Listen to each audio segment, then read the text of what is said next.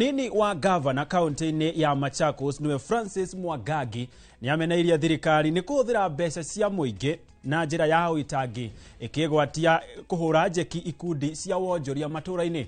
Mwangagi arauga mbeca ici ifatie kugathikirwo mutaratara uria ufatie kiwatho niguo cigune muingi wa icigo ciothe cia ubunge bururi-ini na njira ya waragania na niguo iteithiririe kwarahura gukuria wonjoria wa bururi no ti guthukira muingi kiundutho na njira ya kimenyano. Akiaria ari oruguri-ini wa monanio ma urimi mwena wa Machakos, Mwangagi ni oretie thirikari nene gucoka magomani-ini ma njira akiuga kĩgĩna gĩkĩ kiratiga ngũĩ na njatukano ona gĩtiraguna muingi na njira o yothe tiga kuhuthika kuhura ũteti. The real empowerment is not what politicians are doing. President Kibaki and Kalonzo Musyoka created Women Enterprise Fund. They also created Youth Fund.